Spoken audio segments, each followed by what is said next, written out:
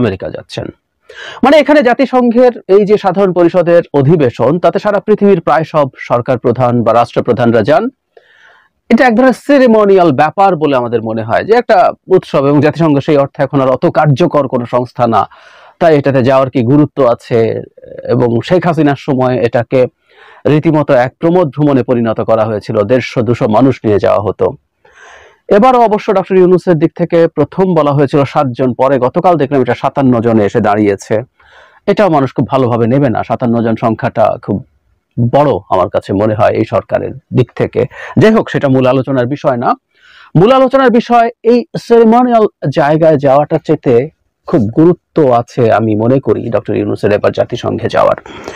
এবং হয়তো আমরা এভাবে স্পেকুলেট করতে পারি লজিক্যালি, তিনি যাতে এই অধিবেশনে যেতে না পারেন তার এক ধরনের চেষ্টাও দেশের ভেতরে হয়েছে।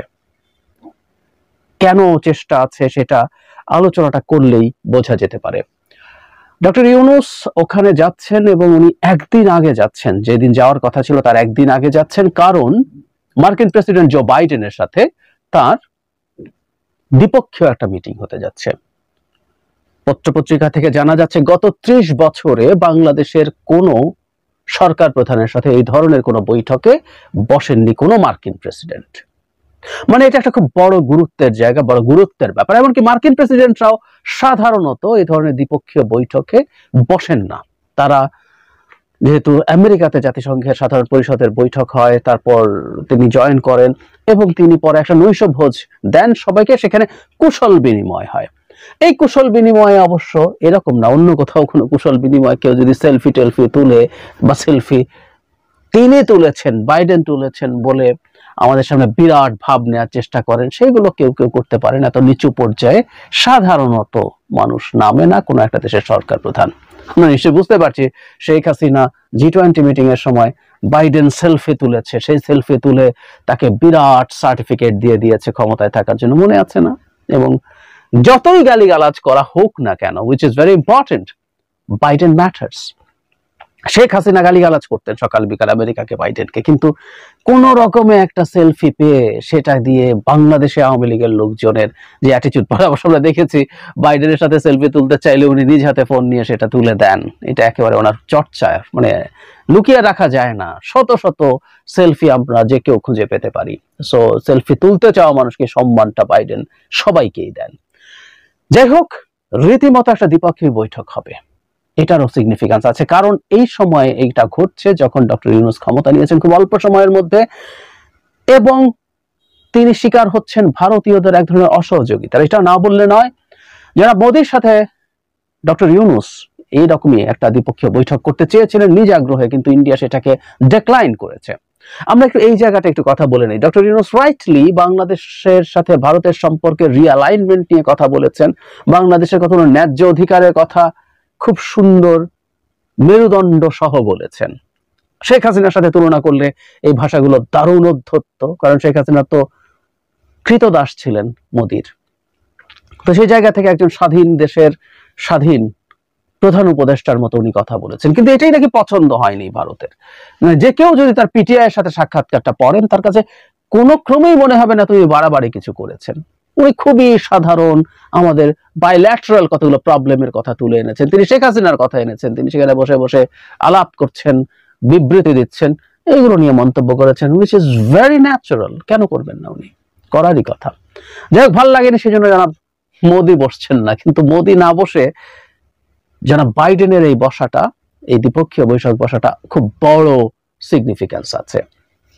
শুধু সেটা না, ওখানে সারা পৃথিবীর বিভিন্ন দেশের সরকার প্রধানরা যাবেন। ডক্টর ইউনূসের সাথে সরকার প্রধানদের বৈঠক মোটেও নতুন কোনো ঘটনা না। সারা পৃথিবীর বহু দেশের সরকার প্রধানরা তার সাথে বৈঠকে বসার জন্য চেয়েছে, যখন ইভেন তিনি বাংলাদেশের দায়িত্বেও ছিলেন না। কিন্তু এবারকার ব্যাপারটার ক্ষেত্রে যেটা হবে, ডক্টর ইউনূসের নিজেরও একটা গুরুত্বপূর্ণ প্রয়োজন আছে, এবং ডক্টর ইউনূসের প্রয়োজন বা পারপাস যদি সার্ভড হয়, সেটা এই দেশের জনগণের জন্য অসাধারণ ব্যাপার। কারণ তিনি এইখানে একটা বিরল সুযোগ পাবেন, যেখানে সারা পৃথিবীর যে কারো সাথে উনি সবার সাথে বৈঠক করবেন না, কারোর সাথে 2 মিনিট 5 মিনিট কথা বলতে পারবেন। এই যে একটা কমিউনিকেশন উনি করতে পারবেন, উনি এই দেশে এসেছেন, এসে কি পেয়েছেন, কিভাবে উনি কাজ করছেন, ভবিষ্যতে কি করতে চান। ফলে গ্লোবাল যে সাপোর্ট তার প্রতি, সেটা এনশিওর করার একটা মোক্ষম জায়গা কিন্তু এটা। শুধু সেটা না, এখানে আরো বিভিন্ন দেশের জার্নালিস্টরা আসবেন, গুরুত্বপূর্ণ সম্পাদকরা আসবেন, সব মিলে তার এই কমিউনিকেট করার মতো এটা একটা হাবে পরিণত হবে। এই সুযোগ আসলে উনি এখানে না গেলে কোনোভাবেই হতো না। তিনি যে কদিন থাকবেন, আমি মনে করি ওনার এই ট্যুরটা আরো লম্বা হওয়া উচিত ছিল। আরো লম্বা হলে তিনি আরো বেশি সময় ধরে কাজটা করে আসতে পারতেন বলে আমি মনে করি। কিন্তু যতদিনই আছে আমরা বিশ্বাস করি তিনি অত্যন্ত অ্যাক্টিভ একজন মানুষ, তিনি খুব গুরুত্বের সাথে এই কাজগুলো করবেন। এবং আমাদের জন্য সুবিধা হচ্ছে অন্তত একটা দেশ ভারত, যার কিছু ট্র্যাকশন সারা পৃথিবীতে আছে, যার বেশ কিছু সফট পাওয়ার সারা পৃথিবীতে আছে, তারা বাংলাদেশের বিরুদ্ধে ক্রমাগত মিথ্যা প্রপাগান্ডা চালিয়ে যাচ্ছে, সেটাকে কাউন্টার করার একটা দারুণ সুযোগ ডক্টর ইউনূস পাবেন। আমরা নিশ্চিত থাকতে পারি মোদি যাদের যাদের সাথে কথা বলবেন সেখানে তারা বাংলাদেশ নিয়ে ডিসইনফরমেশন ছড়াবেন। মানে একটা দেশের প্রধানমন্ত্রী, এত বড় একটা দেশের প্রধানমন্ত্রী, পৃথিবীর সবচেয়ে জনবহুল দেশের প্রধানমন্ত্রী, চায়নার চাইতে এখন তাদের জনসংখ্যা বেশি, তিনি ডিসইনফরমেশন ছড়ান নিজের টুইটে ক্রমাগত। বাংলাদেশে শেখ হাসিনার পতন এবং তার দেশে পালিয়ে যাওয়ার, তার দেশে আশ্রয় নেয়ার পর তিনি ক্রমাগত হিন্দুদেরকে নিয়ে ডিসইনফরমেশন ছড়িয়েছেন। বহুবার বলেছে এটা তার অভ্যন্তরীণ রাজনীতি, কিন্তু এই নোংরা রাজনীতিটাই উনি করেন এবং করেছেন। সুতরাং এটা সুযোগ উনি ছাড়বেন বলে আমরা মনে করি না। সেই জায়গায় ডক্টর ইউনূস প্রেজেন্ট থাকছেন এবং যে কাউকে যে কোনো কিছুর ক্ল্যারিফিকেশন দেয়া, আমাদের ন্যারেটিভ পৌঁছে দেয়া খুব চমৎকার ভাবে করতে পারবেন। নট অনলি দ্যাট, আমাদের ইকোনমিক ক্রাইসিস আছে, আমাদের আদার প্রবলেমস আছে, আমাদের আরো দেশের নানা রকম সুযোগ সুবিধা এনশিওর করার ব্যাপার আছে, আমাদের জনশক্তি রপ্তানির ইস্যু আছে। তো এরকম প্রত্যেকটা দেশের প্রধানরা, সরকারের প্রধানরা তো ওখানে যাচ্ছেন, প্রত্যেকের সাথে কথা বলতে পারছেন এবং খুব গুরুত্বপূর্ণ, উনি ওনার প্রায়োরিটি সেট করে খুব গুরুত্বপূর্ণ মানুষদের সাথে বসে অল্প সময়ের মধ্যেই তিনি তার প্রয়োজনীয় কথাগুলো বলে ফেলতে পারবেন। সুতরাং আমাদের এই সরকারের কর্মকাণ্ডকে অনেক উঁচুতে নিয়ে যাওয়ার জন্য, জনগণের কল্যাণকে খুব ভালোভাবে নিশ্চিত করার জন্য তিনি একসাথে এত মানুষকে পাওয়ার এই সুযোগ নিশ্চয় হেলায় হারাবেন না এবং সেটা খুব বড় বেনিফিট নিয়ে আসবে আমাদের জন্য, এতে কোনো রকম কোনো সন্দেহের কিছু নাই। বিশেষ করে যারা বাইডেনের সাথে বৈঠকটা, মানে আমি আগেও বলেছি বাংলাদেশে দুজন জুনিয়র মন্ত্রী আসাটা ইটসেলফ ভারতের তার অ্যাটিটিউডকে বাংলাদেশের প্রতি পাল্টে দেওয়ার জন্য গুরুত্বপূর্ণ রোল প্লে করেছে। আর সেখানে এখন বাইডেন তার নিজেরও যে সাধারণ টেন্ডেন্সি, কারণ এখানে তো আসলে অনেক দেশের মানুষজন আসে, সেই দেশের মানুষজনের আপনি কাকে রেখে কার সাথে বসবেন ইজ এ প্রবলেম।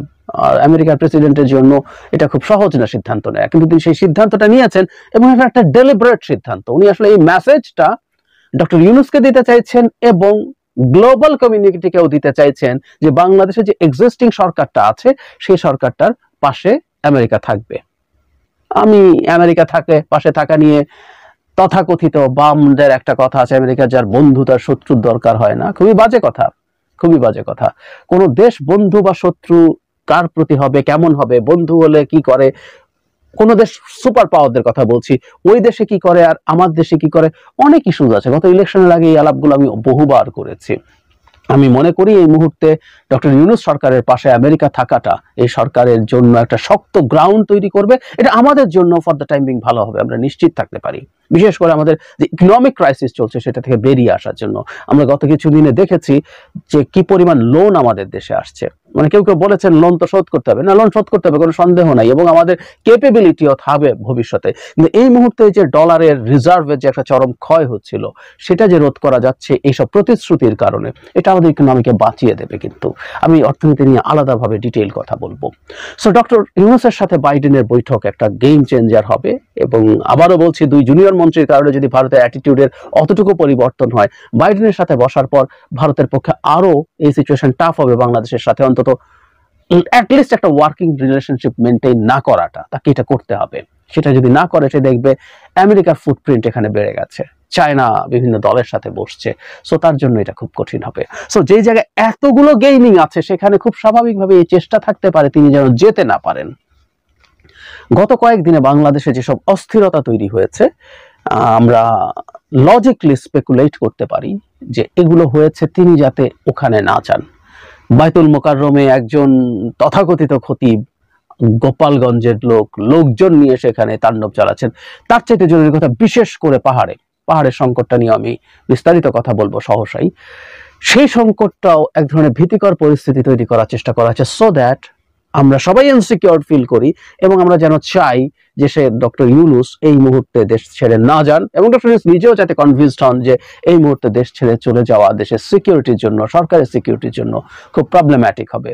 আমরা এইরকম প্রবলেমগুলোকে এটার সাথে একত্র করে দেখতেও পারি চাইলে, কারণ উনি যদি না যান ইউএন জেনারেল অ্যাসেম্বলিতে, সেটা অনেকের জন্য ভালো হবে, আওয়ামী লীগ, ভারত সবার জন্যই ভালো হতো। কিন্তু না, আমরা বিশ্বাস করি যেটুকু সংকট আছে সেটুকু সামাল দেয়া গেছে, সেটুকু আমাদের প্রশাসন, সরকার সামাল দিতে পারবে। ডক্টর ইউনূস যাবেন, উনি এখনো যাননি, উনি যাবেন এবং ওনার যে পারপাস, এবং সম্ভব হলে আমি ওনার প্রতি আহ্বান জানাতে চাই, সম্ভব হলে উনি ওনার ওখানে থাকার সময়টা আরো 2-3টা দিন বাড়িয়ে নিন। এই সুযোগ তার জন্য খুব বেশি আর আসবে না। উনি চাইলে যে কারোর সাথে দেখা করতে পারেন, কিন্তু একসাথে সবাইকে পাওয়া এবং প্রয়োজনে আরো বেশি বিভিন্ন গুরুত্বপূর্ণ মিটিং সেট করা হোক, যেটাতে আমাদের ইকোনমিক ক্রাইসিস মেটানো যায়, আমাদের এই সরকার সম্পর্কে পজিটিভ মেসেজ দেওয়া যায় এবং এই সরকার যা যা করতে চায় সেটার সমর্থন আদায় করা যায়। এটা আমাদের এই সরকার তো বটে এবং এই দেশের জন্য মঙ্গল বয়ে নিয়ে আসবে। সুতরাং ডক্টর ইউনূসের জন্য আমরা শুভকামনা জানাচ্ছি। তিনি এই প্রথম বিদেশ সফর, এবং সেটা ভারত না, বাংলাদেশের কোন সরকার, শেখ হাসিনাকেই তো দেখেছি এত বছর, উনি ভারত যাওয়া ছাড়া হবে না। এবার ভারতের ইলেকশন ছিল, উনি বসেছিলেন, উনি চায় না, বহুদিন চেয়েছে ওদের তো ইলেকশন আছে, তুমি আমার দেশটা ঘুরে যাও, পরে ওখানে যাবে না। ভারত তার প্রভুর দেশে যাওয়ার আগে উনি আর কোথাও যাবেন না। এইরকম যদি ঘটনা হতো শেখ হাসিনার ক্ষেত্রে, যে জেনারেল অ্যাসেম্বলি আছে, এই 1 মাসের মধ্যে উনি আগে একবার ভারতে গিয়ে হাজিরা দিয়ে তারপর ওখানে যেতেন। যাই হোক, এটা একটা নতুন জিনিস আমরা দেখলাম। বাংলাদেশের এগুলো সবই অগ্রগতি।